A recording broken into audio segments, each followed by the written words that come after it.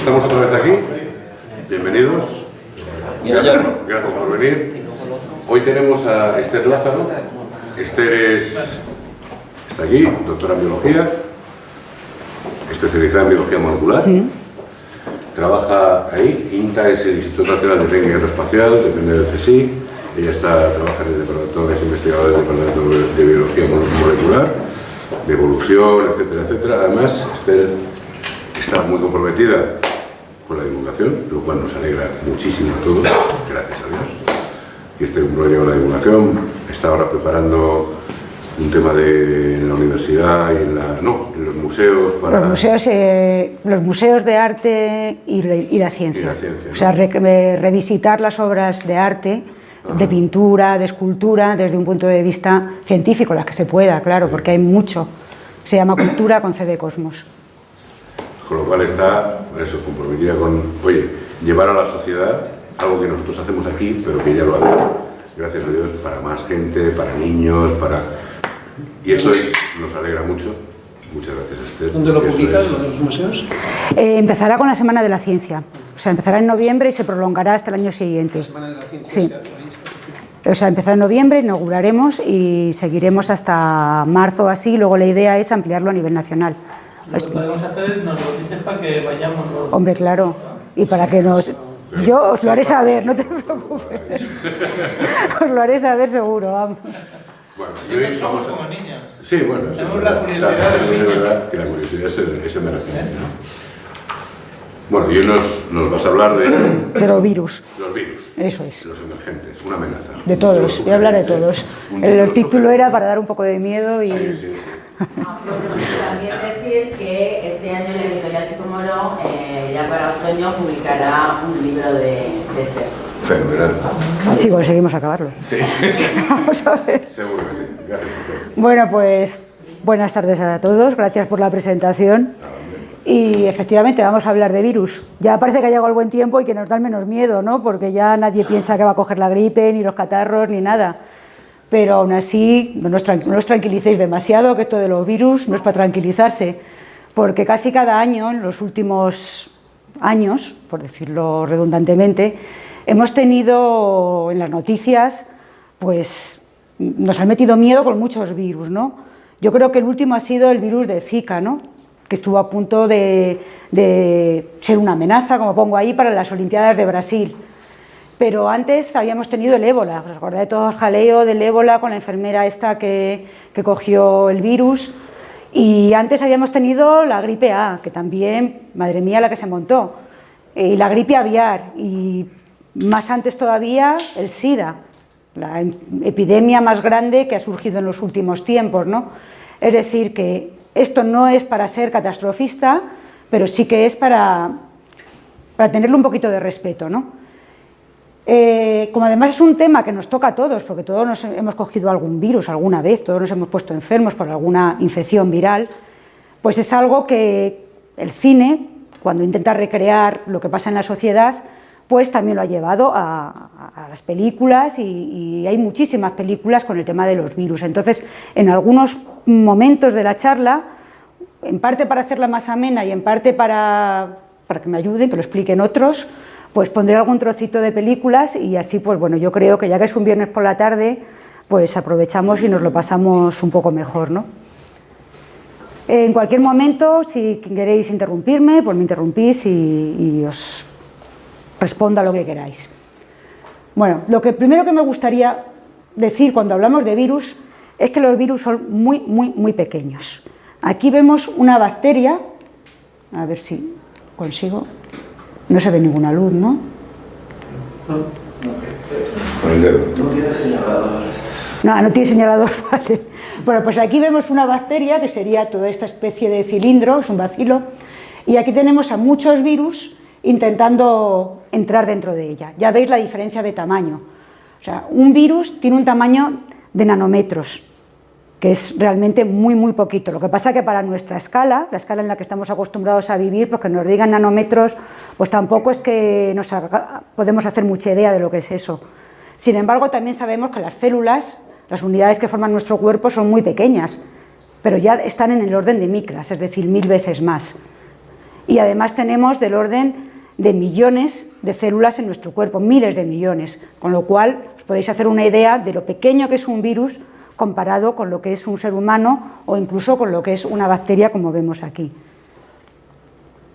Aquí vemos otra imagen donde tenemos un poquito de una bacteria y nuevamente virus, son bacteriófagos, virus que infectan a las bacterias, intentando entrar dentro de ellas para infectarlas. Pero la diferencia entre los virus y las bacterias, o los virus y las células, mejor dicho, no solo es de tamaño, sino también de complejidad. Un virus no es una célula muy pequeña, sino que un virus es otra cosa, muchísimo más simple. Aquí veis que un virus, que es lo que se representa aquí, es un trocito de material genético, un ácido nucleico, que lleva toda la información para dar lugar a una serie de proteínas. Y esas proteínas son las que van a realizar las funciones que caracterizan a ese virus. Normalmente los virus tienen un material genético pequeño y entonces sintetizan pocas proteínas. Por ejemplo, el virus con el que yo trabajo sintetiza 4 proteínas únicamente. Hay otros, como el virus de la viruela, que sintetiza 200, pero eso no es nada comparado con la cantidad de proteínas que puede sintetizar una célula. Entonces, es simplemente ese material genético rodeado por esta cubierta, que se llama cápsida, que está compuesta por proteínas sintetizadas utilizando la información que está contenida en ese material genético y que se juntan unas con otras de una forma muy compacta para poder proteger ese ácido nucleico que si no en el medio externo pues sería muy sensible pues a la radiación ultravioleta, al aumento de temperatura, pues a todos los agentes físicos y químicos que hay en el ambiente, ¿no? Sin embargo, una célula, ya veis aquí, pues que tiene muchas más cosas dentro. Tiene un núcleo, tiene muchos orgánulos que se llaman. Todo eso porque tiene un material genético mucho más grande, sintetiza muchas más proteínas con el fin de poder realizar un metabolismo. Es decir, la célula puede transformar la energía que hay fuera, la energía que nos llega de distintas fuentes, en energía utilizable por la materia viva. Eso un virus no lo puede hacer. Un virus tiene, para poder multiplicarse, tiene que meterse dentro de una célula, soltar su material genético y utilizar todo esto que tiene la célula, ponerlo a su servicio para de ese modo poder dar lugar a nuevos virus. Y si ya eso es sorprendente cuando vemos la complejidad de una bacteria, que aquí está muy simplificado, o sea, una bacteria, o sea, es la leche, todo lo que tiene dentro, tiene que tener una regulación tan precisa que es algo súper complejo. Bueno, estoy diciendo una bacteria, en realidad esto no es una bacteria, esto es una célula eucariótica. Sin embargo, un virus, que aquí están a la misma escala, como os he dicho antes, un virus es muchísimo más pequeño. O sea, un virus que es 1000 veces más pequeño que esto, tiene el poder de coger ese material genético tan pequeño que tiene, meterlo aquí dentro, parar todo esto, que deje de funcionar para la célula y ponerlo a su servicio, para que las proteínas que va a sintetizar esa célula ya van a ser las proteínas virales. Y a lo que se va a dedicar esa célula va a ser a fabricar virus, se va a convertir en una factoría de virus. ¿Cómo lo hacen? Pues no vamos a entrar en esos detalles, pero realmente es impresionante que con 4 proteínas, por ejemplo, como tiene un bacteriófago con el que yo trabajo, puede infectar una célula como es Escherichia coli, con un nivel de complejidad muchísimo más alto, decir, quieta, tú dejas de funcionar para ti misma y ahora te pones a mi servicio y vas a fabricar todo lo que yo necesito. Pues eso es lo que sucede con... Vamos, son mis ídolos, o sea, de verdad. Entonces podemos pensar que, bueno, esto es realmente una hazaña tan grande que, bueno, pues habrá unos poquitos virus en la naturaleza. Pues no, realmente los virus, perdón que le he dado fuerte y se me ha ido la otra. Los virus son las entidades biológicas, no voy a decir los seres vivos porque sobre eso hay discusión, son las entidades biológicas más abundantes en la biosfera. El número de virus que se calcula que hay en la biosfera, ahora voy a decir una cifra en la cual me puedo equivocar, pero yo creo que os va a dar igual, porque no sé si es 10 elevado a 25 o 10 elevado a 28, o sea, para mí ya a partir de varios millones casi que me da lo mismo, ¿no? Pues el número de virus que hay en la biosfera es de ese orden, algo imposible de imaginar por nuestra mente. Y de hecho, todas las células son susceptibles de ser infectadas por algún tipo de virus. Todos los seres vivos que existen, todos, sin excepción, todos tienen algún tipo de virus que les infectan. Aquí veis algunos ejemplos. Este es el virus del SIDA, donde veis aquí su cápsida, con estas estructuras que tiene por fuera, que le sirven para reconocer el receptor dentro de la célula. Este es el virus de la gripe. Este es un bacteriófago. Los bacteriófagos de este tipo son algo alucinante, o sea, porque antes he dicho que eran muy simples, pero esto es una verdadera máquina molecular. Este bacteriófago, cuando reconoce ciertas estructuras en la pared de la bacteria, con estas patitas, se fija ahí, se agarra bien, contrae la cola y lo que hay dentro, que es el material genético, lo inyecta dentro de la bacteria y todo el resto se queda fuera. Y una vez que entra el material genético, da igual que todo lo demás se haya quedado fuera. Ya está ahí todo listo para que el virus nuevamente tome el control de la célula, de la bacteria en este caso, y vamos, se la cargue de una forma o de otra. Y aquí tenemos ébola, un virus que nos da mucho miedo, y si no fuera por el miedo que nos da diríamos qué bonito es, porque es que el virus ébola realmente es precioso, si no fuera por todo lo que sabemos, pero que no. Seguimos. Bien, aquí explico un poquito cómo es el ciclo de replicación de un virus. Como he dicho antes, el virus lo que primero que hace es reconocer algunas proteínas, algunas estructuras en la pared de la célula, en la parte de fuera, con las cuales puede interaccionar. Esas estructuras, obviamente la célula no las ha desarrollado para que vaya el virus y se ponga ahí. Son moléculas que la célula utiliza para otras funciones, por ejemplo para reconocer una hormona. Pero el virus, a lo largo de la evolución, ha conseguido seleccionar las variantes que consiguen fijarse bien ahí y poder utilizarlas para realizar sus funciones, que en este caso no son otras que permitir su entrada dentro de la célula.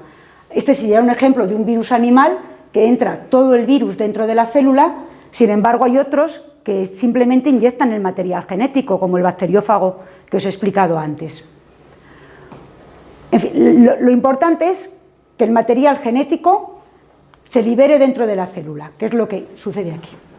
Vemos aquí, esto sería el material genético del virus, y en ese momento, una vez que el material genético está fuera de su cápsida, va a empezar a copiarse, va a empezar utilizando proteínas y toda la maquinaria de la célula, y va a producir pues, muchas copias, como vemos ahí. Y además, ese material genético, ese ácido nucleico, lo va a utilizar también para dar lugar a las proteínas del virus, propias del virus, que es lo que se ve en la parte de arriba. Y una vez que tenemos muchas copias de material genético y muchas copias de proteínas del virus, lo que se hace es que de una forma casi de autoorganización molecular, todas esas proteínas se ensamblan unas con otras para formar las cápsidas, el material genético se introduce dentro de la cápsida y ya los virus salen de la célula listos para buscar a otra. Y así pues, así nos tienen.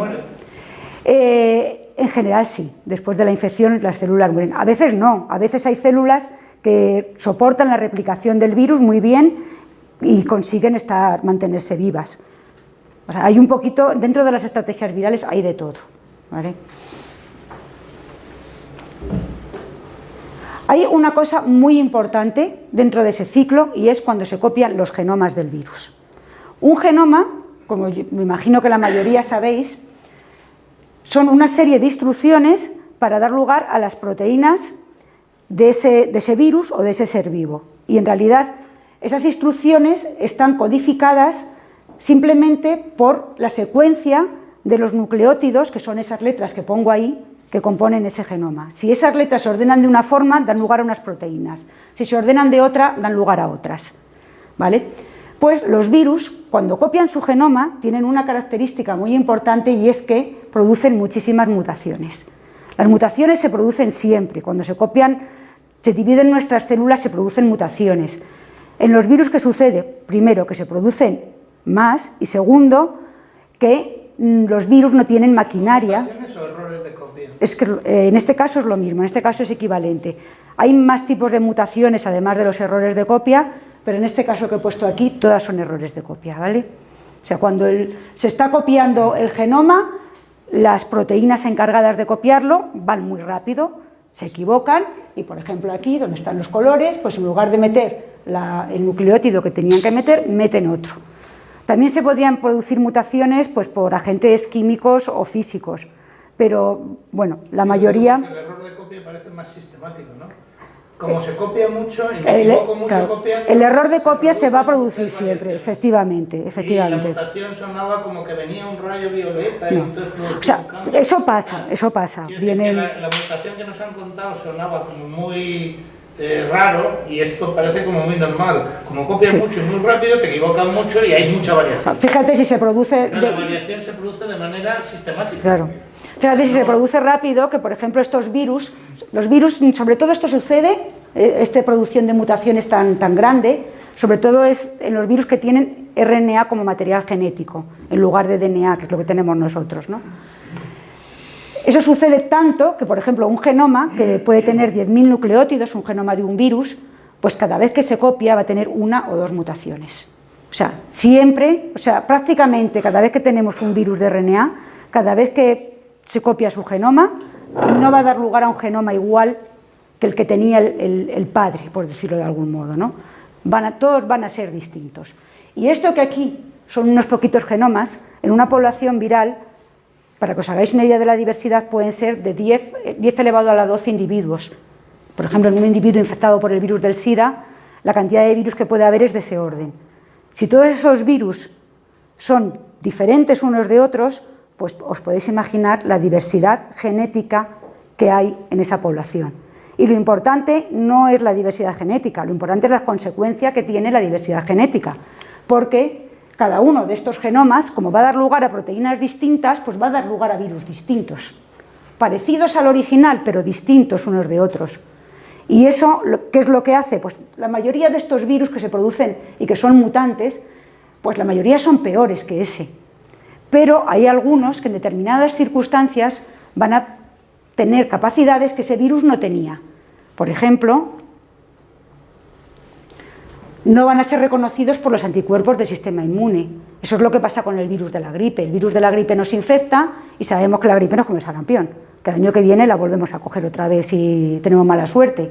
¿Eso por qué es? Pues porque dentro de todos los virus que se producen dentro de nuestro cuerpo cuando nos infectamos, hay algunos que ya no son capaces de interaccionar con los anticuerpos. Y entonces esos virus ya tienen una ventaja y por pura selección natural van a comenzar a estar más representados hasta que llega un momento que nuestros anticuerpos ya no nos libran de ese virus. O pueden infectar una especie diferente de la habitual, que es el tema de esta charla. Cuando un virus de una especie comienza a infectar una especie distinta. O, por ejemplo, se pueden replicar, se pueden multiplicar en presencia de agentes antivirales. Esto ha sido un gran problema en el caso de algunos virus, como por ejemplo el virus del SIDA. Y el problema es nuevamente el mismo. Se producen muchos errores cuando se copia el virus. La mayoría no le sirven para nada al virus, pero de repente hay alguno que por simple azar, pues un antiviral que se ha diseñado contra el virus del SIDA ya no le hace nada a ese virus. En el momento que ese virus está ahí, en presencia de ese antiviral, pues ese virus tiene una ventaja. Y al cabo de un tiempo, toda la población es resistente al antiviral.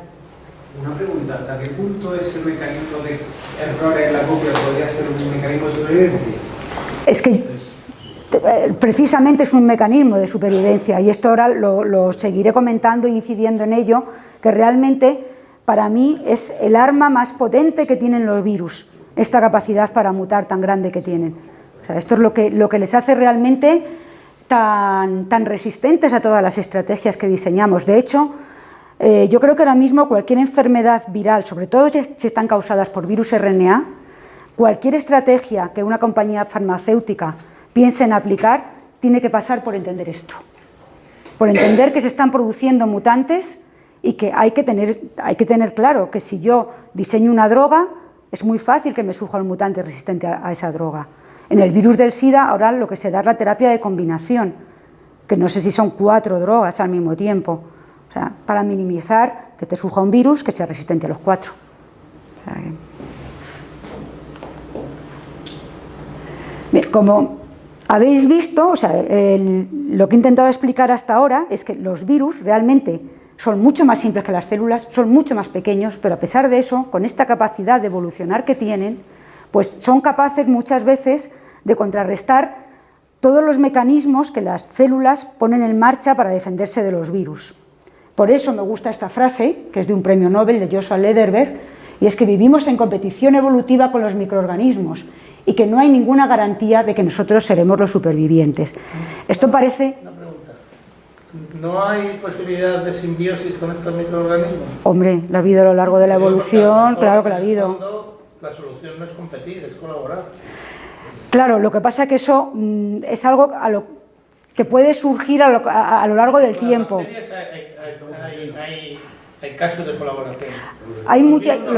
Con los virus hay muchísimos casos de simbiosis a ver, a lo largo de la historia evolutiva, los virus son unas potentes herramientas para hacer evolucionar a las especies a las que infectan. O sea, intercambian material genético con su hospedador continuamente. Y eso muchas veces es malo, pero muchas veces le aportan muchísimas ventajas. O sea, por ejemplo, el tema de la resistencia a antibióticos. El tema de la resistencia a antibióticos se ha hecho tan grave, primero porque se están dando muy mal los antibióticos, pero segundo porque los virus que infectan a las bacterias muchas veces se llevan genes de las bacterias.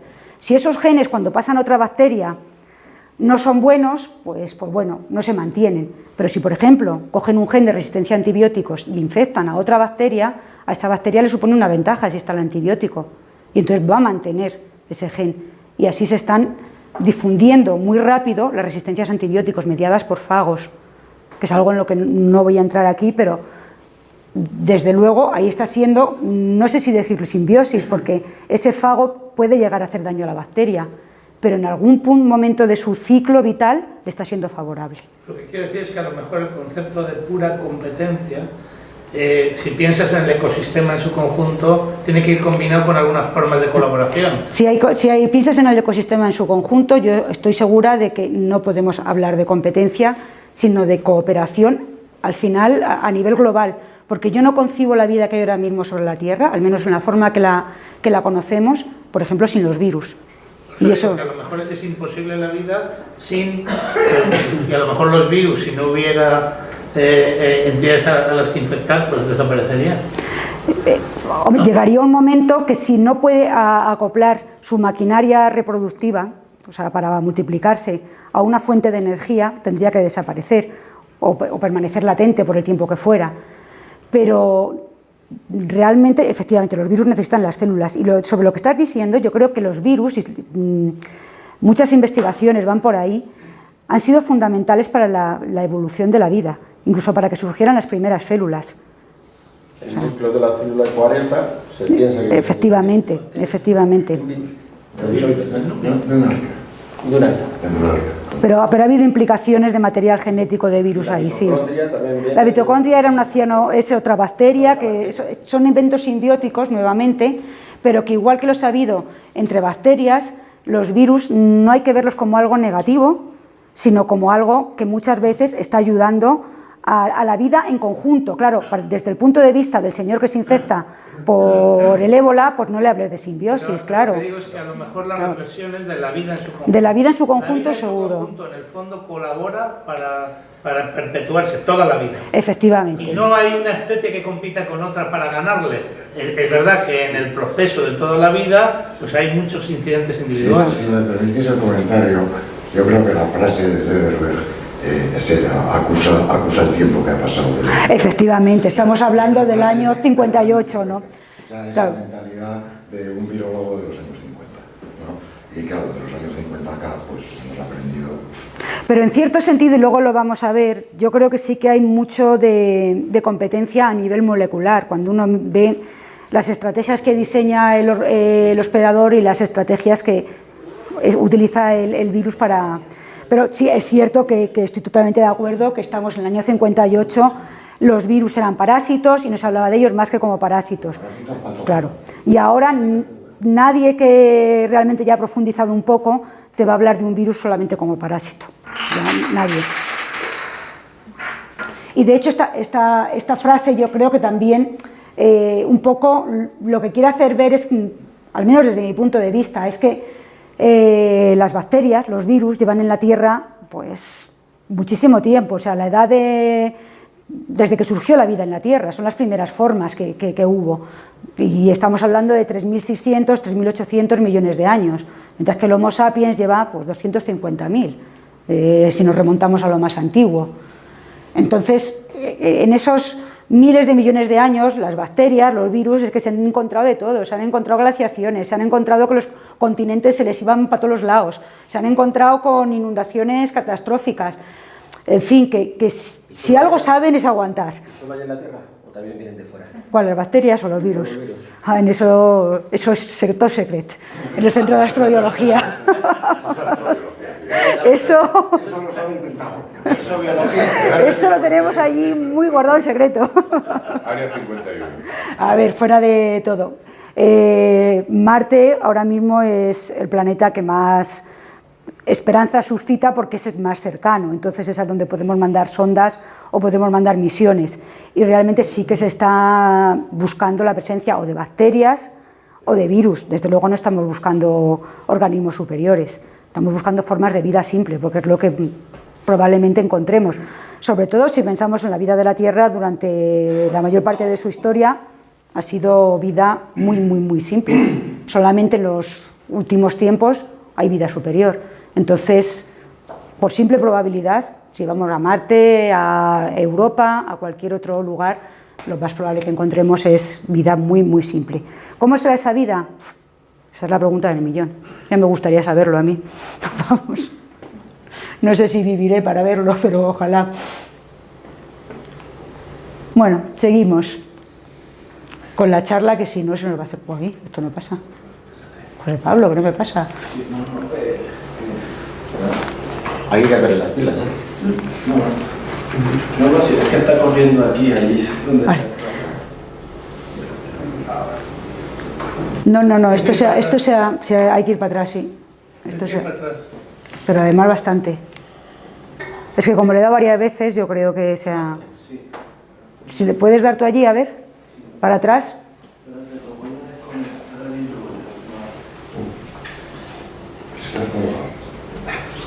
Sí.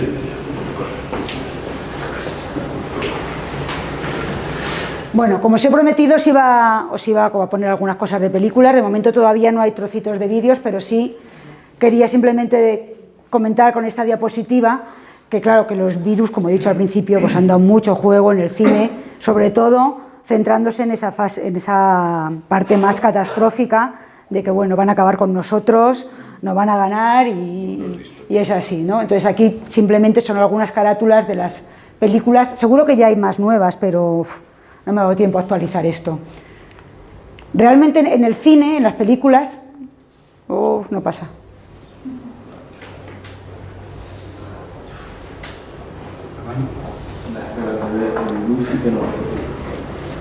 Vale, pues nada, seguimos. Yo sigo con el hilo de la charla, tal como está preparada, ¿vale?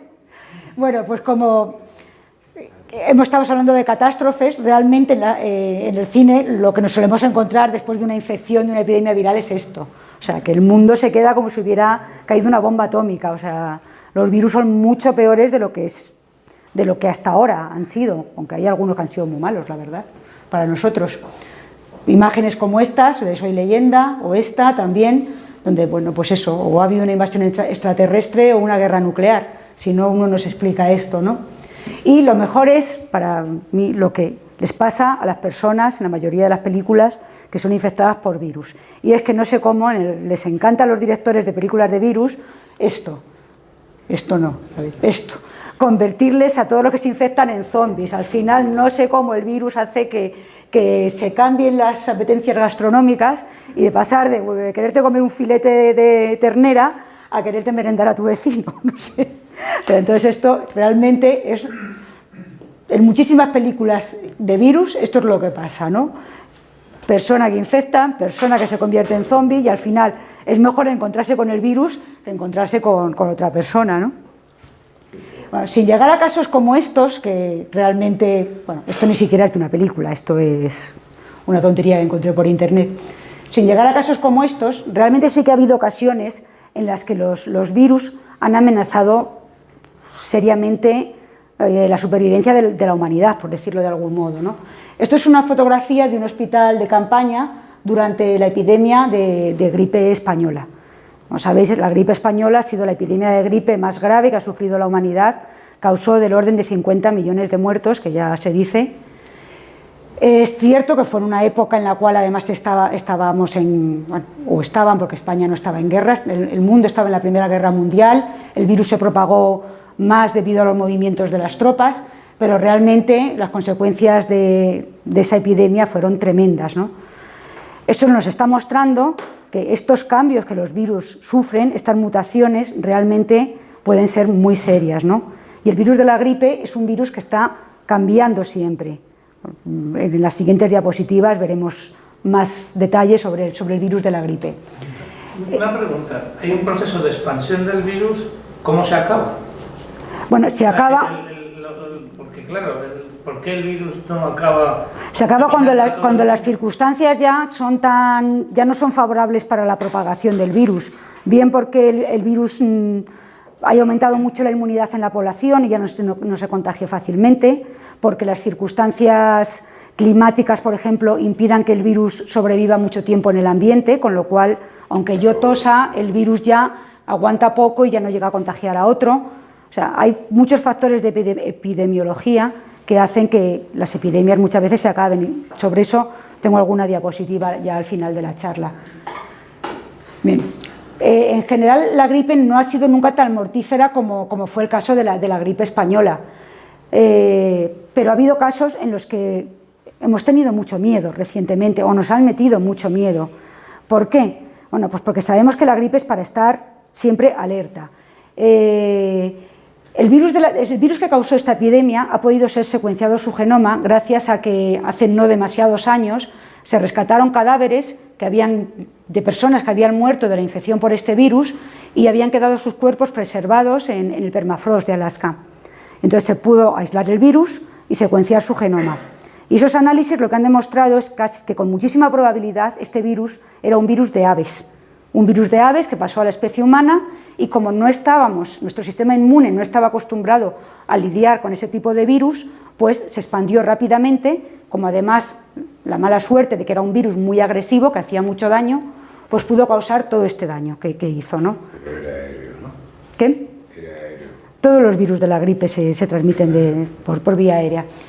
Después de este virus hemos tenido otros virus de aves que parecía que querían causar epidemias. En 2004, en 1997, si os acordáis, los pueblos en los que todavía tenían gallinas o pollos por ahí en la calle no se podían tener y había un control tremendo sobre los pollos que se importaban, el tipo de aves que se consumían, por miedo a que nos contagiáramos de la gripe aviar que había comenzado en China y que se habían dado casos en otros países.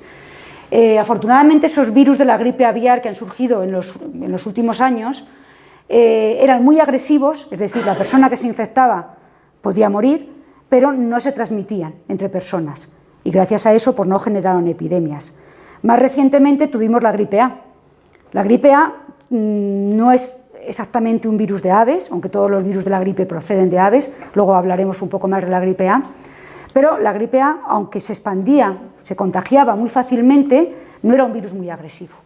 Entonces, aunque se generó una pandemia, porque es verdad que se generó una pandemia no implica que la gente se muera.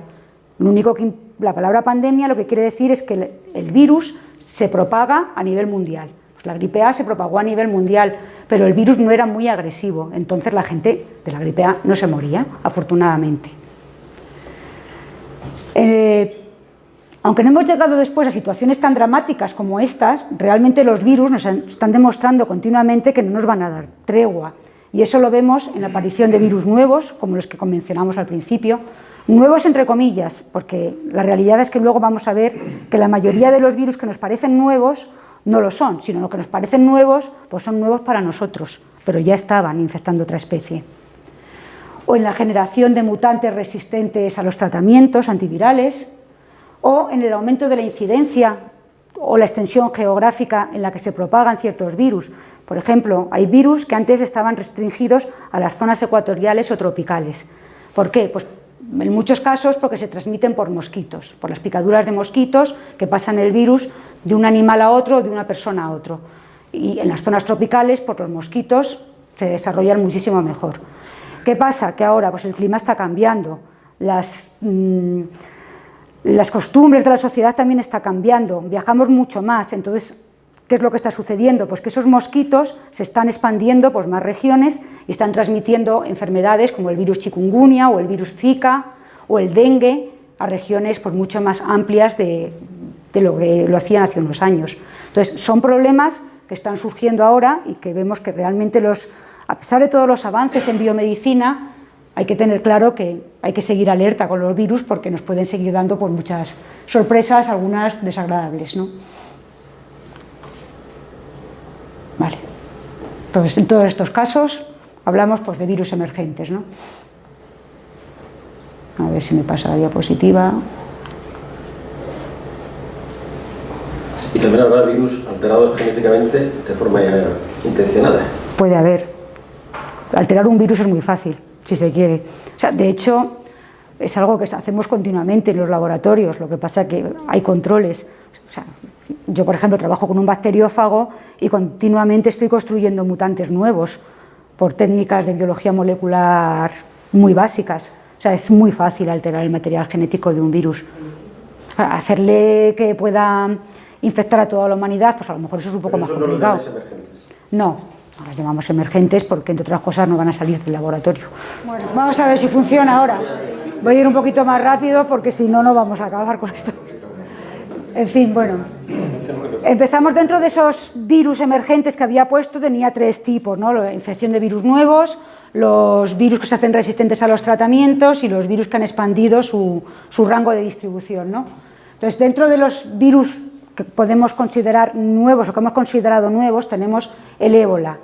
Un virus que, bueno, hace unos años todos sabemos los problemas que bueno, ha causado problemas muchas veces, pero realmente nos hemos preocupado cuando los problemas nos han venido aquí, cuando trajimos a esos misioneros de África y se contagió esta enfermera, entonces fue cuando dijimos, ojo, que esto también nos puede tocar a nosotros, ¿no? Hasta entonces tampoco nos habíamos preocupado mucho del ébola. El ébola es un virus cuyas primeras infecciones se dieron en el año 1976 en Zaire y Sudán. Hasta entonces de este virus no sabíamos nada. Previamente había habido infecciones por este otro virus, que es muy relacionado, es primo de ébola, que es el virus de Marburgo. Con este virus se habían infectado en un laboratorio de Alemania unos trabajadores que estaban en contacto con unos monos que habían llevado para hacer experimentos. Los monos estaban infectados y se contagiaron por el virus. Bien, el virus ébola, como digo, hasta ese año, hasta el año 1976, no se había notificado ninguna infección ni se conocía. ¿Por qué en este año? Pues probablemente porque fue cuando esas infecciones comenzaron a ser notables porque el virus se propagó más. El virus ébola es tan agresivo, mata tan rápido, que realmente la gente no tiene tiempo de contagiar. Y probablemente antes de ese año había habido muchas infecciones en aldeas de África donde la gente iba a cazar a la selva, se contagiaba de ébola, llegaba a su choza, se ponía muy malo y de allí no salía, contagiaba a su hermano, a su padre, pero la infección se quedaba restringida y eso nunca llegaba a los sistemas sanitarios, que no sabían que se estaba propagando algo que no se conocía hasta entonces. De hecho, cuando las infecciones por ébola se hicieron más graves fue precisamente cuando los enfermos comenzaron a ser trasladados a los hospitales. Entonces, esos enfermos estaban en contacto con más gente que muchas veces, estamos hablando de África, de países de hace años, donde las medidas básicas de ponerse mascarillas, de tratar a los enfermos con precaución para no contagiarse, pues no se tomaban. Y hubo una crisis tremenda hace ya años en la cual se contagió muchísima gente por ébola, pero sobre todo médicos y enfermeras, o sea, la gente que realmente estaba en contacto con los enfermos. El virus ébola es un virus que se cree que es un virus que infecta a murciélagos y que la gente se contagia bien por contacto con murciélagos o por contacto con otra especie que ha estado en contacto con los murciélagos y que ha hecho de intermediario, digamos, en la transmisión del virus. Luego también se puede transmitir persona a persona, pero como digo, el virus es tan agresivo que realmente no logra transmitirse mucho. Esto es algo que en esta película, que seguramente la mayoría habéis visto, Dale, José Pablo. En esta película hay una infección en una aldea remota de África por un virus parecido a ébola y entonces Estados Unidos, por razones oscuras, manda ya su ejército para acabar con la infección, que lo va a hacer a cañonazos, como muchas veces es habitual, ¿no?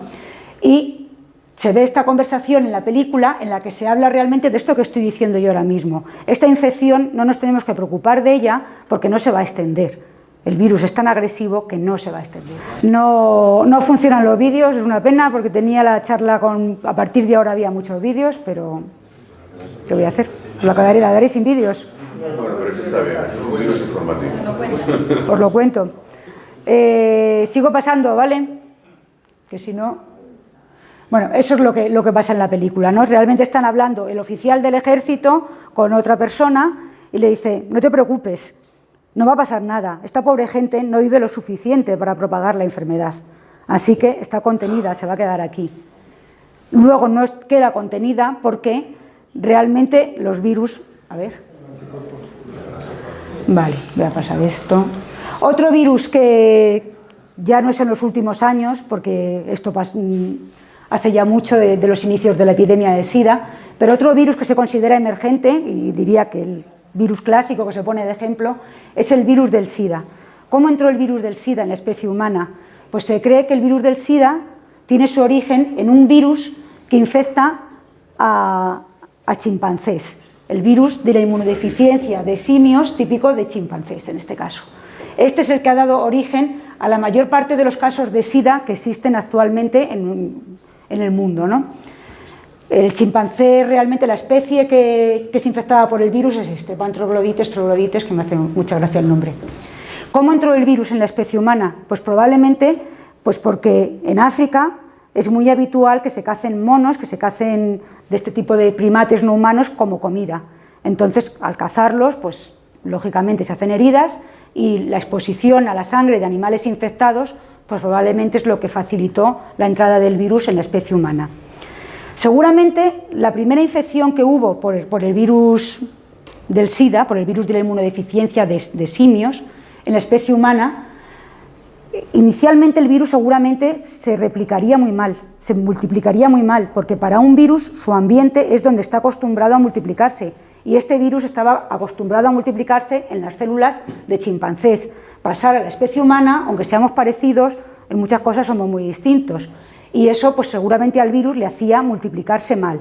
Pero ¿qué pasa? Que con el paso del tiempo este virus, cada vez que se multiplica, como habéis visto antes, pues va generando mutaciones. Y si el virus consigue replicarse un poquito, pues va a generar mutaciones. Esos virus, si entre ellos se genera alguno que sea un poquito más capaz de multiplicarse en las células humanas, pues va a aumentar su representación en la población y poco a poco va a ser más abundante. El virus se va a ir optimizando para multiplicarse en las células humanas, hasta que llega un momento que el virus, que era un virus de simios, se convierte en un virus humano, ¿vale? Más virus. Seguramente también os acordaréis de la epidemia de SARS, el síndrome respiratorio agudo y severo que se llamó. Esta epidemia fue iniciada por un virus del tipo de los coronavirus. También son virus que tienen RNA como material genético, como todos de los que he hablado hasta ahora. Y este virus, ya me sale vídeo, causó una alarma sin precedentes. ¿Por qué? Pues porque esta epidemia de esta enfermedad de SARS comenzó en China y a los pocos días el mismo virus estaba en Canadá y en otros países. ¿Por qué? Pues gracias a los desplazamientos tan rápidos que tenemos ahora. Digamos que aquí se ven las consecuencias de la globalización a nivel de enfermedades. Un virus que aparece en China, a los pocos días está contagiando a gente en Canadá. Además, es un virus que se contagiaba por vía respiratoria, lo cual pues, hace que el contagio sea muy fácil. La gente no se ponía tan mala como se pone por ébola. Entonces la gente cogía su avión tranquilamente y se mudaba él, viajaba él, pero también viajaban los virus que llevaba. Y cuando llegaba a otro país, pues estaba todo preparado para que el virus pudiera infectar a otras personas. En esta época, pues realmente los daños fueron tremendos a la economía de estos países, porque la OMS lanzó una alerta mundial recomendando que no se viajara a China ni a los países infectados. Y las imágenes como estas pues eran totalmente habituales en esos años. Afortunadamente esta epidemia se contuvo porque tenía todos los puntos para ser una nueva enfermedad humana. Ahora mismo hay contagio por coronavirus, pero no podemos decir que esta enfermedad sea una enfermedad como la gripe. Y esta enfermedad se contuvo con medidas muy estrictas de cuarentena, de vigilar a la gente que iba a coger aviones, lo cual a mí me sorprende todavía que realmente se consiguiera parar como se consiguió. El coronavirus causante del SARS también se cree que es un virus que infecta a murciélagos. Lo que pasa es que no pasó de los murciélagos directamente a los humanos, tampoco tenemos tantos contactos con murciélagos, ¿no? Se cree que este coronavirus lo que infectó fueron... Oh, ¿qué ha pasado? Un montón. Entonces, ¿Qué ha pasado, José Pablo? Vale, nada, una falsa alarma. Se cree que este coronavirus pasó a infectar civetas, que ya es un mamífero, una especie, bueno, los murciélagos también, una especie mucho más próxima a nosotros, y de aquí pasó ya a infectar humanos. Este tipo de pases de virus, todos decimos, ¿por qué vienen todos de China? Pues por las costumbres que se tienen allí. En los mercados chinos, no sé si tengo luego alguna foto más adelante, hay un ecosistema completo en pocos metros cuadrados. Allí tienen todo tipo de animales juntos, unas jaulas encima de otras, y entonces es muy fácil que los virus de un animal pasen a otro y al final acaben pasando al señor que los manipula o al señor que vaya a comprar su comida, ¿no? Entonces por eso muchos virus vienen de allí, de China. No solo por los mercados, también por otro tipo de costumbres. La gripe, volvemos a la gripe. Todos los virus de la gripe son virus que tienen su origen en virus de aves. Es decir, la gripe es un virus de aves, aunque ahora nos infecte a nosotros tan fácilmente, ¿no? Además de las aves acuáticas salvajes. De aquí, de las aves acuáticas salvajes, puede pasar a infectar a las aves domésticas, donde sí causa enfermedad, porque aquí el virus infecta sin causar enfermedad. Aquí ya sí causa enfermedad. Y de aquí puede pasar a infectarnos a nosotros. Pero no es muy fácil que un virus de aves pueda pasar a infectar a los seres humanos. ¿Por qué? Pues porque los receptores que utiliza el virus en las células de las aves son distintos de los receptores que utiliza el virus en las células humanas. Aquí el virus infecta principalmente células del tracto intestinal, mientras que en humanos infecta células del tracto respiratorio. Sin embargo, ¿por qué no se infecta tan fácilmente el virus de la gripe? ¿Por qué hay tantas epidemias del virus de la gripe? Pues porque tenemos esta otra especie, los cerdos, donde hay receptores para el virus humano y para el virus de ave. Entonces, ¿qué sucede en el cerdo? Pues que el pase se puede hacer de las aves al cerdo. Aquí el cerdo se adapta parcialmente a replicarse ya en una especie más próxima a nosotros y de aquí ya es mucho más fácil que nos podamos contagiar. Lógicamente, el pase también puede ser así. Nuevamente, en las granjas de China es muy común que tengan cerdos al lado de aves y eso hace que por eso puedan surgir más epidemias de gripe allí. Vídeos que pasamos. Vale. Nos podemos preguntar por qué todos estos virus que estamos viendo, que son virus de animales, donde parece que no les causan ningún daño, sin embargo, cuando infectan a la especie humana, pues nos causan enfermedades tan graves como las que estamos viendo. Pues hay una razón muy simple, y es que cada especie, sea animal o del tipo que sea, pero aquí no vamos a entrar en las especies animales, tiene sus virus característicos. Y esas asociaciones con esos virus son muy antiguas, en muchos casos llevan ya miles de años evolucionando conjuntamente la especie que se infecta con el virus que está infectando. Y eso a lo que lleva es a una coexistencia pacífica entre el virus y el hospedador, de modo que esas especies se convierten en lo que se llama reservorios virales. Son como almacenes de virus que a esa especie no le hacen nada, pero sin embargo cuando pasan a otra, que no ha tenido ese periodo de coevolución, su sistema inmune no está acostumbrado a lidiar con ese virus y entonces causan una enfermedad mucho más grave. Por ejemplo, los hantavirus, que infectan muchos roedores, pues cuando pasan a infectar humanos pueden causar fiebres hemorrágicas, como ha habido brotes en muchos casos. Los virus de la inmunodeficiencia de simios, que a los primates no humanos, porque hay varios, no solamente son los chimpancés, no les causan enfermedad o son enfermedades leves, a nosotros nos causan el SIDA. Y la gripe, que en las aves salvajes no les hace nada, a nosotros nos puede causar desde una gripe estacional que no es muy molesta a epidemias de gripe realmente muy graves. Si vemos un poquito más en detalle cómo es cómo funcionan estas asociaciones para que se produzca esa coexistencia pacífica, lo que sucede es que un virus, cualquier patógeno que actúa sobre una población, es una presión selectiva muy importante. ¿Eso qué quiere decir? Pues es una condición que limita mucho la supervivencia de la población, y entonces en esa población se van a seleccionar los organismos que mejor resisten la infección. De ese modo, pues se ha podido seleccionar el sistema inmune adaptativo de los vertebrados o el sistema inmune innato, todas nuestras defensas que tenemos frente a los virus y otros agentes.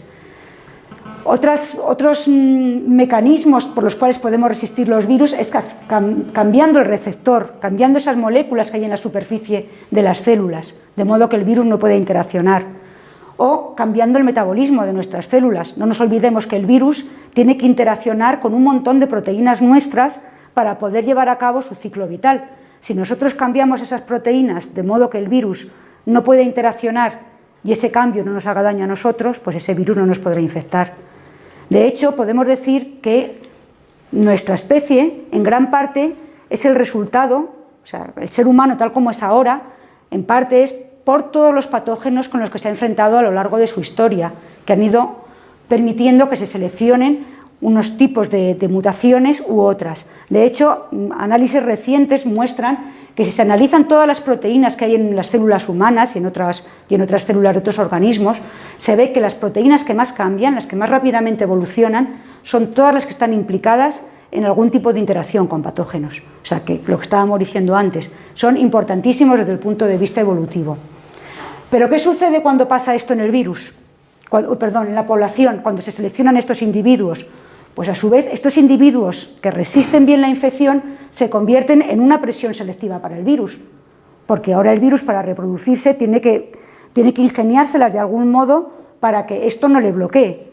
Y entonces, en la población viral, lo que se van a seleccionar son mutantes, que llamamos mutantes de escape, que o bien no interaccionan con el sistema inmune, con los anticuerpos, o no interaccionan con los antivirales que se diseñan. Si lo que se ha producido es un cambio en el receptor, pues el virus es capaz de seleccionar variantes que utilicen otros receptores. Y hay un mecanismo muy importante que seleccionan muchos virus, y es que van reduciendo su virulencia. Es decir, para que el organismo donde se replican no seleccione una respuesta inmune que les haga demasiado daño, lo que hacen es hacerse menos agresivos. Al cabo del tiempo son menos agresivos y entonces se llega a esa coexistencia pacífica de la que hemos hablado antes.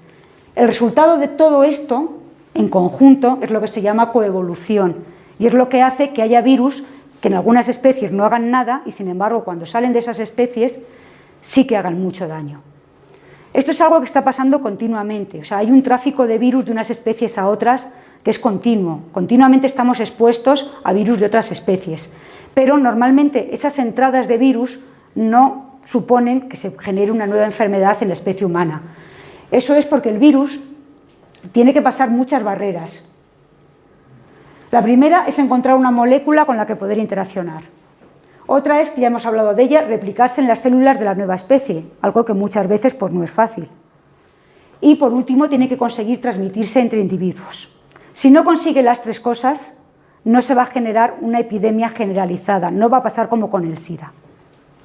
Lo que va a pasar es que tendremos brotes o enfermedades, infecciones a nivel individual, que hacen daño a la persona que se infecta, pero que no es un riesgo para la comunidad.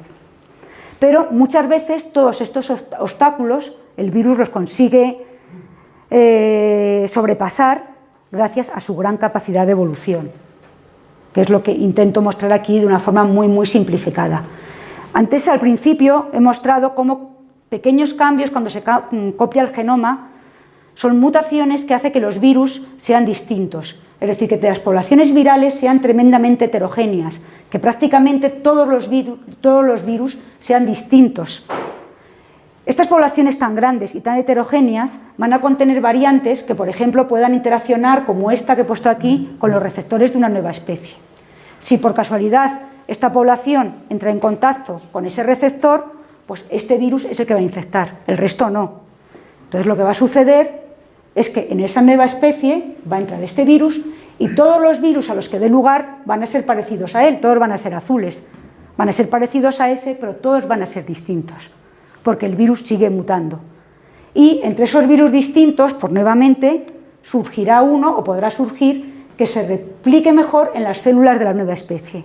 Y cuando eso sucede, pues este virus nuevamente tiene una ventaja y la mayoría de los virus que se generen pues van a ser muy parecidos a ese, pero nuevamente todos van a ser otra vez distintos. Y de ese modo, pues el virus puede adquirir, por ejemplo, la capacidad para transmitirse entre individuos y, digamos, partiendo de un virus que se replica muy mal en la especie nueva, podemos llegar a tener un virus que, si hablamos de humanos, que se humanice y que vaya a ser ya un virus típicamente humano. Los hay, los habrá, supongo. El SIDA, del que he hablado, la gripe... Pero que no sean, o sea, que coexistan con nosotros y que no hagan daño. Lo que pasa es que a esos les hemos hecho poco caso. O sea, Sí, nosotros... no se conocen. Se conocen muchísimos menos. Nosotros tenemos infecciones por virus que nos hacen muy poco daño, pero digamos, lo que más se estudia precisamente es lo que produce enfermedad. Ahora empezamos a conocer todas las asociaciones que llevamos, tanto de bacterias, como de virus que infectan esas bacterias, como de virus que nos infectan a nosotros y que realmente no nos hacen tanto daño. Luego otra cosa de la que no voy a hablar son todos los genomas virales que llevamos integrados. Llevamos dentro del genoma, de nuestro genoma, hay muchas secuencias que son de virus que en algún momento nos infectaron y consiguieron transmitirse a la población porque infectaron o bien un óvulo o bien un espermatozoide. Y si esos genomas han sobrevivido y ahí están. ¿Qué hacen? Pues ahora se está empezando a saber.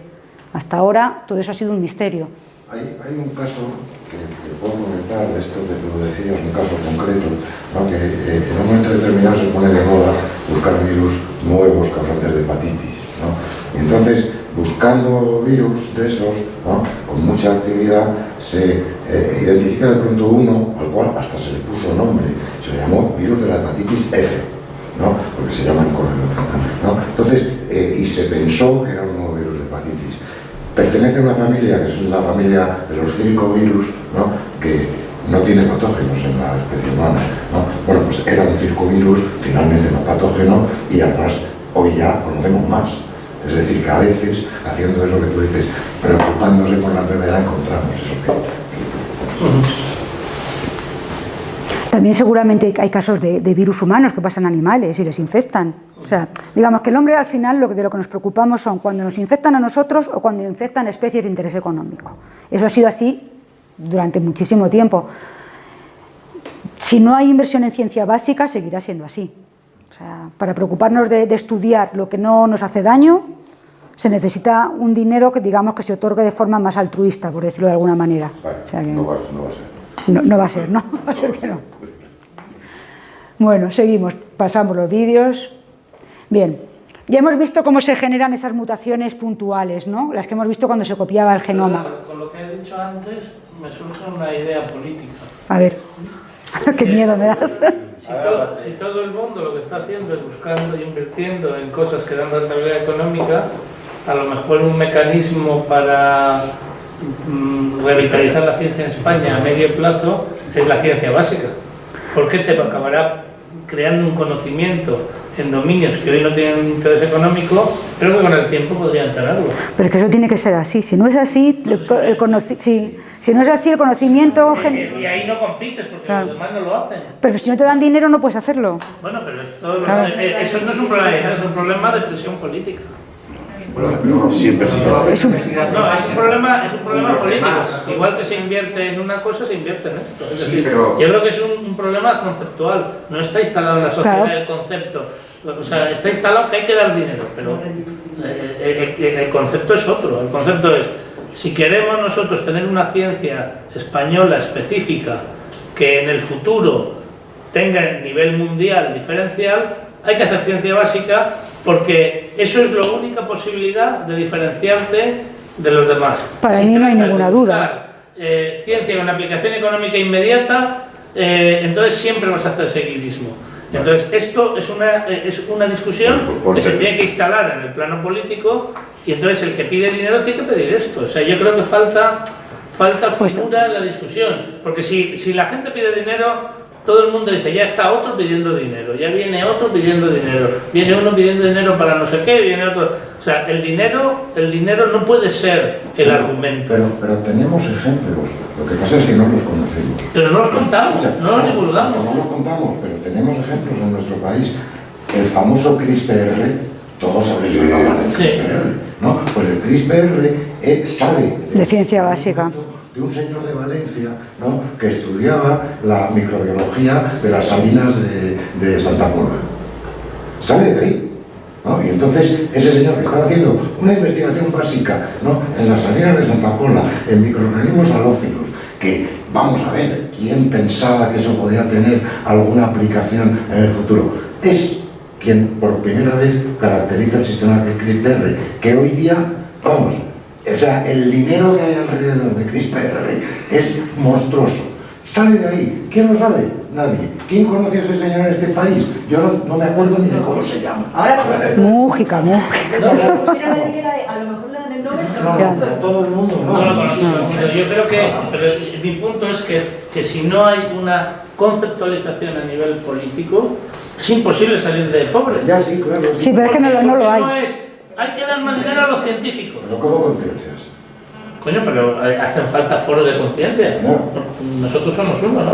Sí. Aquí, clubes de ciencias y no tenemos mecanismos. Yo creo que hay que hacer esas cosas. Intentan transmitir esa idea a la política, Pero transmiten la idea de la ciencia básica, que haya que les escuchen. No, pero el que hace un concepto político no puede ser un político. Esta es la paradoja. Un concepto que necesita ser explicado en la política no puede ser hecho por un político, porque entonces tiene una lógica política, tiene que ser una lógica de beneficio para la sociedad. La política es lógica a corto plazo. Efectivamente, ese es el problema. La política y la ciencia básica no cuadrarán, porque tienen dos plazos distintos. Son de escalas de tiempo distintas. Escalas de tiempo distintas. José Carlos, estructurar un discurso. Estructurar el discurso que quieras, pero tienes dos escalas de tiempo tan distintas que no se hablan. Ese es el problema. No es el problema. Sí, es el problema. No es el problema porque la humanidad ha cogido causas y las ha incorporado en los procesos políticos. Pero ahora mismo los políticos no ven más allá de las próximas elecciones. Pero no es un problema político, es un problema de un concepto que la sociedad apoye, que entonces el político coge porque la sociedad apoya. Entonces tendrás que hacer un bottom-up. Claro, eso es lo que de tiempo que haya conciencia del bottom-up, que la ciencia a largo plazo es algo que merece la pena. Eso es lo que cuando estoy tenemos diciendo. unos problemas distintos de corto. Ese siempre es igual, es un problema de tiempo y de time frame. Pero lo que yo digo es, ¿por qué no estructura de tiempo. hacemos? Lo que yo digo es, ¿por qué no hacemos eso? Porque económicamente no tiene sentido. No, yo no estoy diciendo... Económicamente no tiene sentido. Tiene todo el sentido No a lo largo tiene. plazo. ¿Por qué? A largo. Porque no largo. lo tiene. El país que hace esa investigación básica está invirtiendo unos recursos para los que luego hacen la ciencia aplicada, obtienen la rentabilidad, obtienen esos resultados y consiguen unos niveles de vida que nosotros tenemos. Dejando que en España, en niveles de publicación de artículos científicos de investigación básica está en un nivel de ranking, pues estará entre los 10 primeros. Y sin embargo, en obtención de rentabilidad a base de obtener patentes estamos en el ranking del puesto 35. Podemos seguir, y eso se llama una ley de curva de aprendizaje económica, estando invirtiendo en las primeras etapas de ese desarrollo de conocimiento y se beneficiarán otros. Me parece muy bien, muy altruista, pero me parece que no somos los ricos de este planeta como para hacer... Y ya termino. Un ejemplo muy claro, el desarrollo de la energía solar. Este país hizo un esfuerzo enorme en las primeras curvas, pagamos el kilovatio 10 veces más para que luego los chinos se hayan aprovechado de esa investigación básica inicial en las etapas iniciales y hayan conseguido conquistar los mercados ya de producción de una manera mucho más eficiente. No tiene sentido. Yo te puedo decir que ahora mismo en mi área, realmente, si no pides un proyecto al Plan Nacional de Investigación, como no haya algo aplicado detrás, no te lo van a conceder. No te lo van a conceder. No sé si es lógico o no, no te lo van a conceder. Es ilógico, pero hacemos otro día una... Pero eso te Oye, perdonad, estamos en el... Oye, perdonad, estamos en el virus, estamos en el virus, por favor... Lo que yo creo que vamos a hacer es una tertulia y voy a ser yo el ponente. Vale. Para provocar. Pero después del verano. No, Antes del verano no tengo pero lo vamos a hacer en otro formato. Tú dices 4 cosas y te zumbamos todos. Pero eso viene... Yo digo 4 cosas Pero vamos... construyo la argumentación que sí. lo suficientemente sólida para que no me lo descarrile rápidamente cualquiera econométrico del mundo. Vale. Estamos Que estoy acostumbrado a lidiar con eso, que además me excitas. Pero venga, terminemos. Bueno, sí, yo creo que ya voy rápido porque ya vamos en una... Lo montamos. Vamos a acabar ya, José María. Lo montamos con ciencia básica versus ciencia aplicada. Venga, ya tenemos el tiempo, señores. Voy a ir ya muy rápido porque si no ya...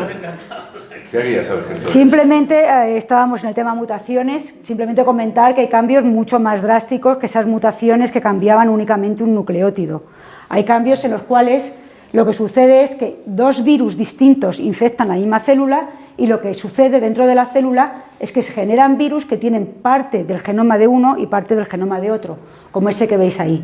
Y eso está, por ejemplo, en el origen de la epidemia de SIDA. Antes os he dicho que ese virus era un virus de chimpancés. Sin embargo, este virus realmente al chimpancé le causa una enfermedad. ¿Por qué es eso? Pues porque no lleva mucho tiempo coevolucionando con él, porque ese virus se generó por la infección de un chimpancé por dos virus de la inmunodeficiencia de simios que no eran de chimpancés, que eran de monos. Se recombinaron dentro de las células del chimpancé para generar un genoma como este, y este es el genoma, o este es el virus que infectó al ser humano y que ahora mismo está en el origen de la epidemia de SIDA.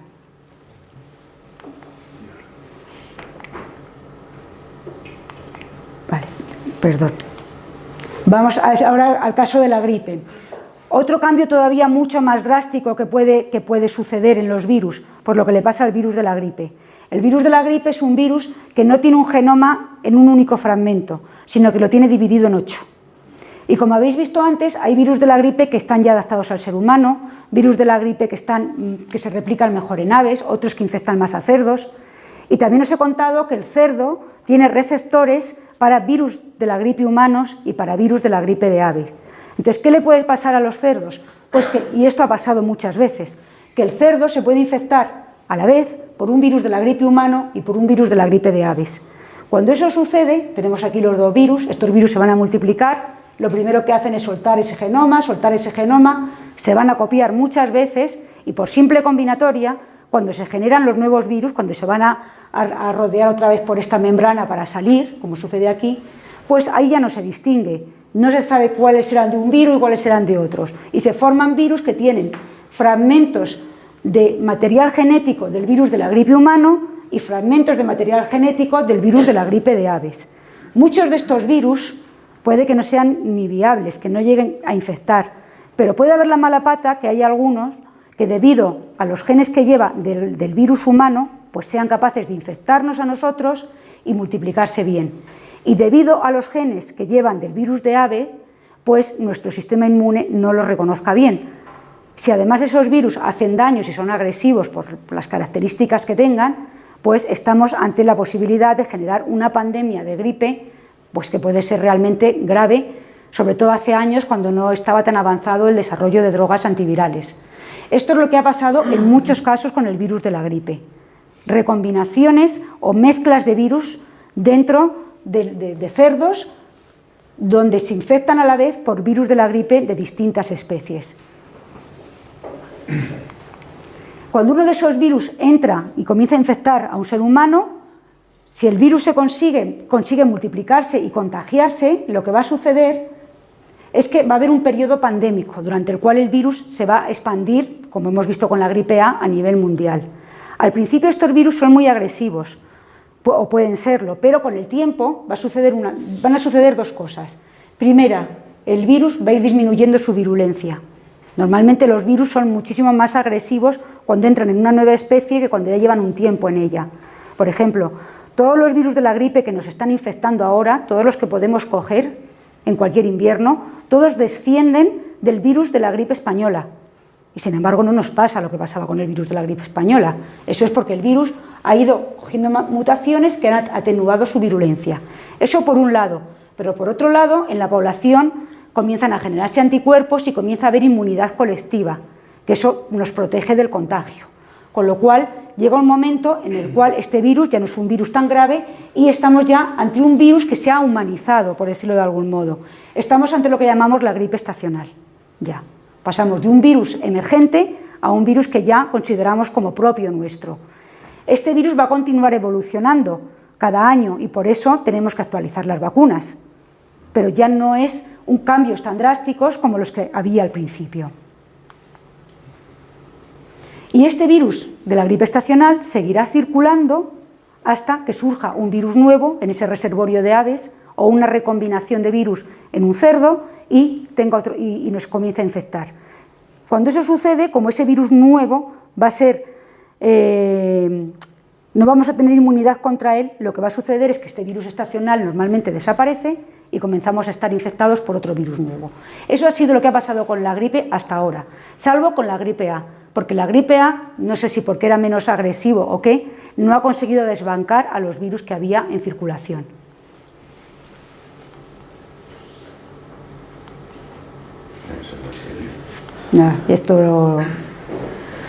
Voy a pasar ya de todo esto, simplemente vamos a acabar ya, si consigo pasar todas estas diapositivas un poco rápido, porque todo esto más o menos lo he ido diciendo, son factores que pueden contribuir a extender virus, aunque son historias bonitas, pero bueno, yo creo que ya estamos todos un poco... Bueno, aquí está una foto de esa que os comenté, de los mercados chinos donde tienen las jaulas con todos los animales ahí mezclados.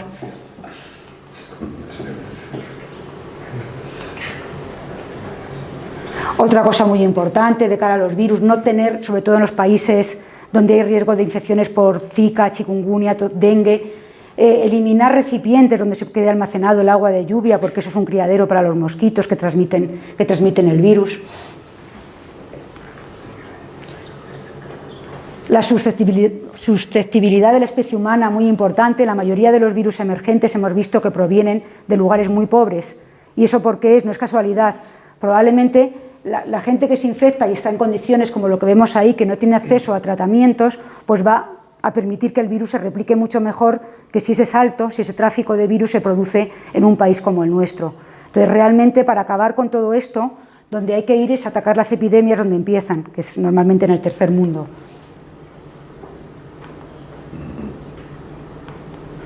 Vale.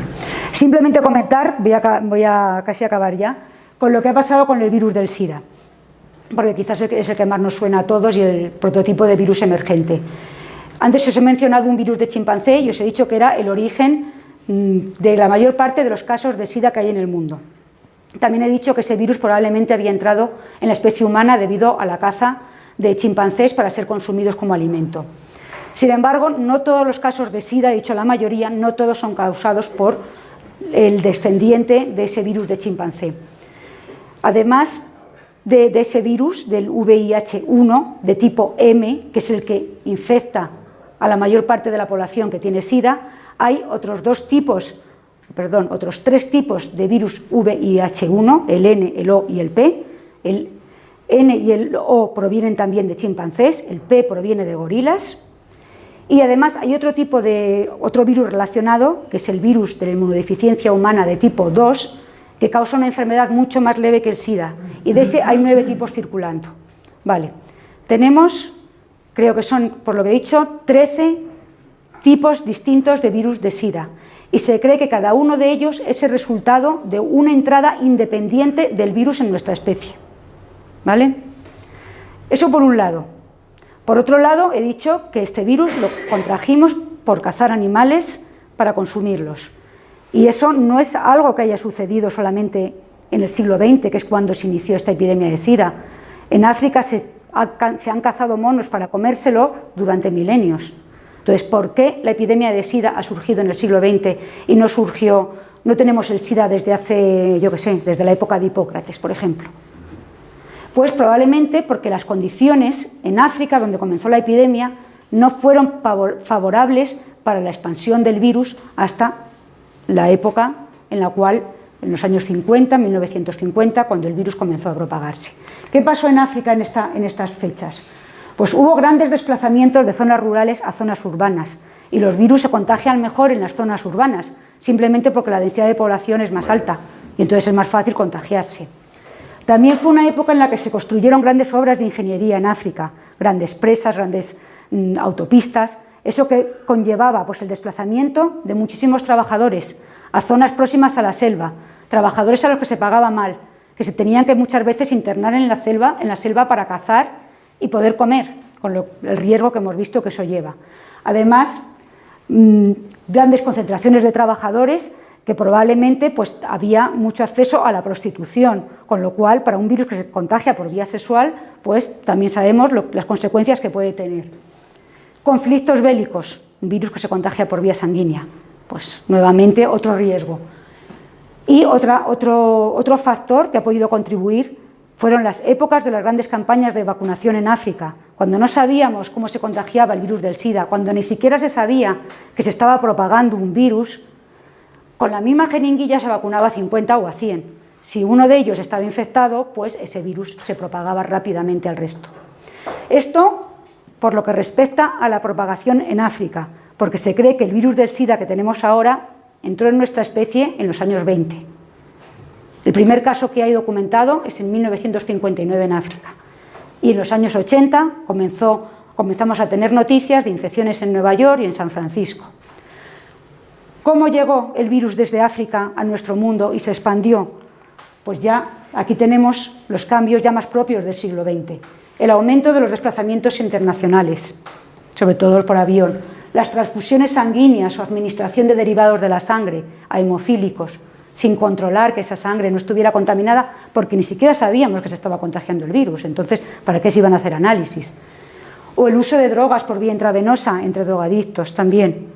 En los primeros tiempos de la epidemia de SIDA había dos grandes grupos que se contagiaban, homosexuales y drogadictos. Ya sabemos por qué, ¿no?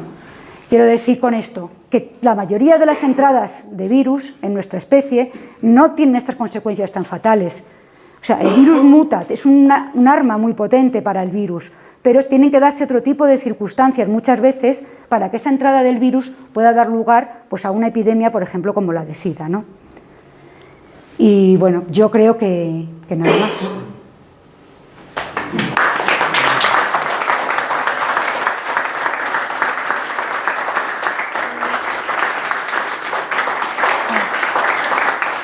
Siento lo de los vídeos porque realmente hubiera sido más entretenido todo.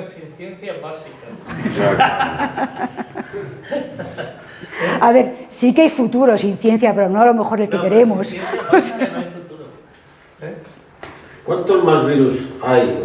Habrá muchísimos, de estos emergentes que sean amenazas potenciales para los humanos, con riesgos de pandemias y que nos hagan polvo y que no conocemos. Pues yo un número no te puedo decir, pero por ejemplo hay un, no sé cuánto tiempo lleva, ni siquiera sé si ese programa sigue, pero yo creo que sí. Hay un proyecto, por llamarlo proyecto, que consiste en todos los monos, chimpancés, todo tipo de primates, analizar para ver el tipo de virus que llevan y ver si hay alguno que haya riesgo de propagarse a la especie humana, porque lo que ha pasado con el SIDA puede pasar con otros virus. Hay muchísimos virus parecidos al virus del SIDA, por ejemplo, que podrían entrar en nuestra especie. Entonces hay que estar alerta, sobre todo en los sitios donde hay concentraciones de animales. Digamos, esto se puede prevenir, por ejemplo, con mucha colaboración con veterinarios, de médicos y veterinarios, que no sé si la hay, esa colaboración, porque tú puedes ver si en una granja de repente tus pollos se te empiezan a morir de algo que antes no te pasaba, y a lo mejor es que tienen un virus de la gripe, que luego puede pasar a humanos, pero en número no tengo ni idea, o sea, me imagino que muchísimos. Lo que pasa es que no es tan fácil realmente que se den todas las condiciones para que eso realmente tenga consecuencias tan graves como las que yo he puesto aquí. Yo he puesto aquí lo más llamativo, ¿no? Pero por fortuna no es la norma. El proyecto sigue y de hecho se ha ampliado. Se ha ampliado y en este momento se meten mamíferos. Vale. Está ya centrado en mamíferos y además está creciendo mucho. Se llama algo así como virus emergentes del futuro o algo así. Sí, yo creo que ese tipo de proyectos es lo que realmente... Utilizando pues, metagenómica, claro, o sea, no aislando virus y tal, sino haciendo secuenciación masiva, ¿no? Hay un organismo mundial, alguien que hay un organismo mundial, la OMS. Claro, sí, el Instituto Nacional de la Salud de Estados Unidos, la Organización Mundial de la Salud, la CDC, todos estos organismos, pues... Hay muchos, pero hay uno que englobe a todos. La OMS. claro, ese al final es el que tiene la última palabra, digamos, o sea, pero... Después están los institutos nacionales de salud de los, digamos, países grandes, ¿no? Pero están todos coordinados por la OMS. Que también se equivoca, o sea, obviamente. Una pregunta personal. ¿Usted se vacuna de gripe? No. Pero a ver, no es por nada, o sea, primero porque yo he cogido la gripe una vez en mi vida, entonces ¿para qué me voy a estar vacunando cada año? Y... ¿Qué? Y no estoy en población de riesgo todavía no, falta poco, pero todavía no. Una persona normal, es decir, que no tiene ninguna patología especial, está recomendado que se vacune de gripe a partir de los 60.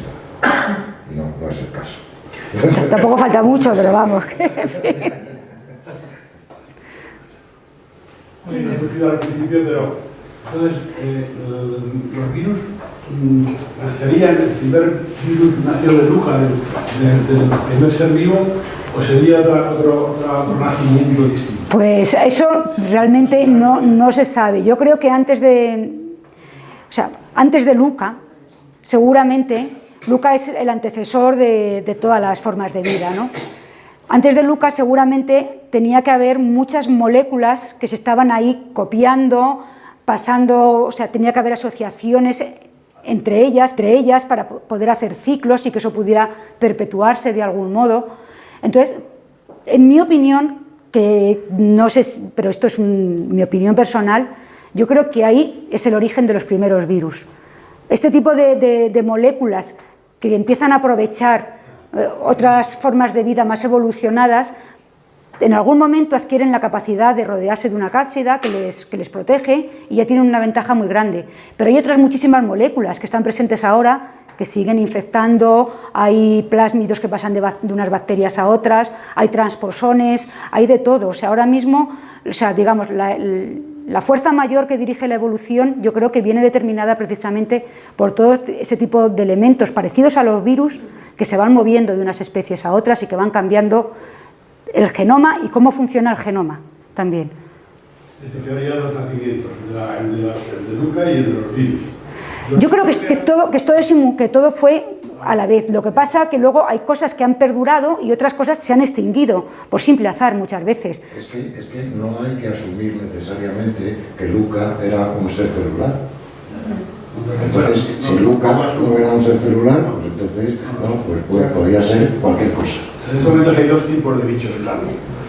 Nosotros, los seres vivos normales, descendientes o no de Luca. Todos somos normales. Y los virus. Sí, luego están los priones, esto no se acaba, ¿eh? Esto uno se puede mirar y de verdad que hay de...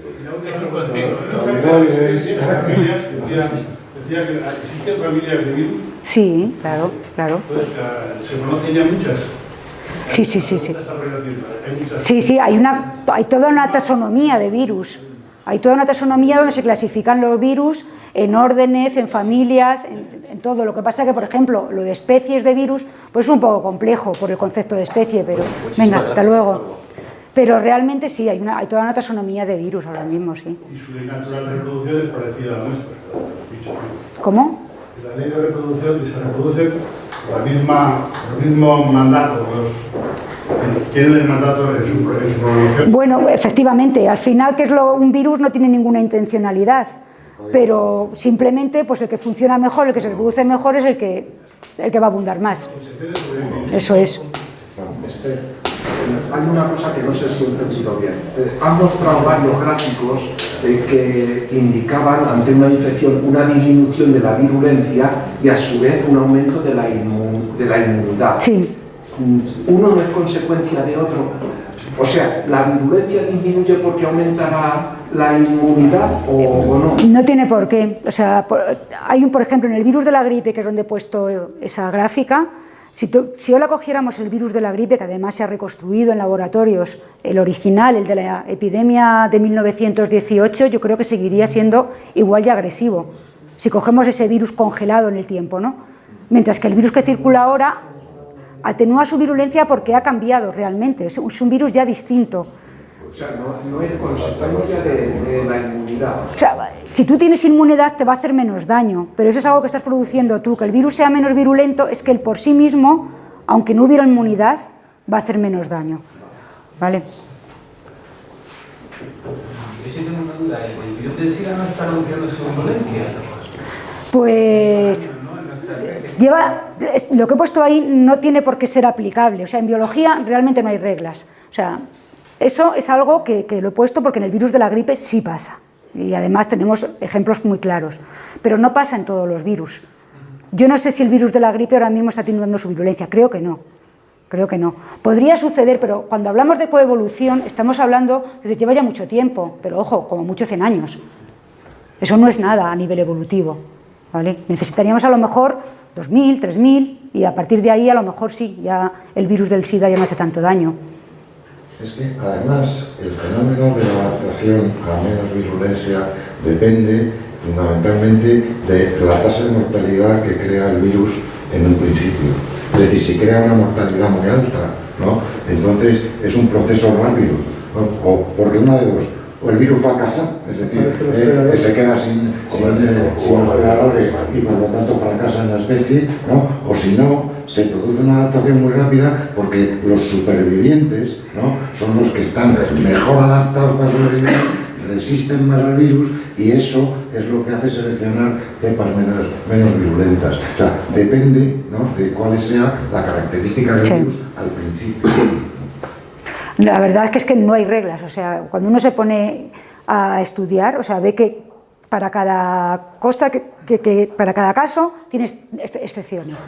Puedes generalizar en algunas veces, pero otras veces no. Esto que acabo de decir, pues hay un ejemplo clásico que es la mixomatosis del conejo, ¿no? O sea, la mixomatosis del conejo es una infección muy reciente, ¿no?, que entra en los conejos en un momento determinado, causa una mortalidad altísima, ¿no?, y entonces al final acaba convirtiéndose, ¿no?, en prácticamente una infección casi crónica, ¿no? O sea, el conejo infectado no se muere, ¿no?, sigue infectado, sigue produciendo virus, ¿no?, y está enfermo pero no se muere, ¿no? Y eso es la mixomatosis del conejo de hoy, ¿no? Mientras que la inicial era la mortandad tremenda. Claro.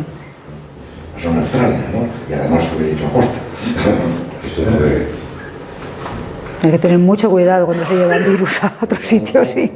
Porque se estaba convirtiendo el conejo en una plaga en Australia, ¿no? ¿Os acordáis de la gripe A? Sí. No hubo controversia de todas las medidas que la OMS recomendó. Yo me acuerdo claro que en mi empresa había que hacer planes de contingencia ante los efectos en que no pudiéramos ir a trabajar y atender los sistemas por y a la todos. gripe A. Anda que no vendieron jabones de esos. Pero tiene una novela publicada sobre el caso. Sí, sí, es que, o sea, que te la puedes. Si quieres leértela. Yo os aseguro que no nos lo creíamos ninguno, ¿no? De los que decían, no, es que hay que tomar medidas, no sé qué, y no te lo creías, pero claro. De todas formas, con la gripe A es que pasó una cosa, y es que cuando empezaron los primeros casos en México, ahí la gente, hubo muertos, y parecía que el virus iba a ser otra cosa. O sea, realmente, yo nunca he llegado a leer, nunca he llegado a leer una explicación de por qué en México realmente se murió esa gente. Y nunca se supo si era gripe A o no. Ya. Es que no la hay. O sea, el que haya muerto no tiene nada particular. Pero a nivel de generar alarma, claro. O sea, el que haya muerto no tiene nada particular, es la primera cosa que hay que decir. Aunque sean jóvenes también, ¿no? Porque la gripe también mata a gente joven. El problema es que de pronto se empieza a decir que en México la tasa de mortalidad era del 4%, del 4%. Ya. Pues es una barbaridad, ¿no? Y yo, en ese momento, por necesidad profesional, pues me tuve que meter a buscar datos, yo no encontraba el 4% por ningún sitio. Yo lo que encontraba, ¿no?, era el 1,2%. Ya. Y yo no sé de dónde salió ese 4%. No lo sabe nadie. Y a partir de ahí, ya la bola de nieve empezó a rodar. Claro, yo eso no lo sabía, por ejemplo, eso que estás diciendo, ¿no? Pero a nivel de noticias, pues fue muy alarmante, ¿no? Filtrado por dos farmacéuticas a la opinión pública. Hombre, en el mundo se publicó un artículo con una entrevista con el presidente, vamos, el director del Instituto Nacional de Salud. Ya. 1,4. Entonces, pero se dijo. que realmente el dato del 4%, que era el que necesitaba, se necesitaba para levantar el nivel de alerta, lo filtraron dos farmacéuticas en un momento. Sí, eso puede ser, porque a fin de cuentas es un negocio y... La conspiración maneja. Sí. Hay algo raro. ¿No? Porque después, además, no se echó para atrás, es decir, cuando ya, digamos, los casos de mortalidad estaban siendo ya cada vez más bajas, en ningún momento la OMS, no digo yo la prensa, la OMS, no se echó nunca para atrás, ¿no? Vamos a ver, que fue digamos, una aplicación exagerada del principio de prevención, tal vez, ¿no? Infundada también, sobre todo, ¿no? Porque... Teoría del político, mantener y no mantener. La cantidad de vacunas es que fue tremendo. O sea, en todas las empresas creo que nos dieron el botecito ese de jabón con alcohol. O sea, la cantidad de dinero que movió la gripe. No, vamos a ver. O sea, la cantidad de dinero que Hombre, claro que ha movido muchísimo dinero. Claro. Mi familia, todos pasamos la gripe A, todos. Desde mi hijo, tal. Y pasar la gripe A significaba que tenías que ir por una vacuna determinada, pagarla, no estaba dictaminada por la seguridad social. Tú pagabas la vacuna, pagabas no sé cuánto, tenías que esperar una cola para cogerla, etcétera, etcétera, etcétera. Es decir, se genera un negocio alrededor de todo esto. Es que además esto es lo que mueve el mundo. La siguiente cosa rara que explica por qué, ¿no?, el virus aquel, ¿no?, pues efectivamente no ha desplazado a las otras cepas, es que era un es muy flojo. Efectivamente, que había evolucionado en cerdos, pero bueno. La gripe A nueva, no sé yo qué tenía de nuevo. O sea, que objetivamente, ¿no?, pues tenía muy poco de nuevo. Unos cambios antigénicos, ¿no?, que efectivamente pues la hacían distinta de otras cepas de H1N1, claro. Sí, eso era un poco cogido por los pelos todo, sí. Pero es que era una H1N1. Entonces, jamás se había declarado una pandemia de gripe si no era por un subtipo nuevo. Y eso tuvo sus circunstancias dentro de la OMS que no explico porque necesitaría ver la charla. Para octubre.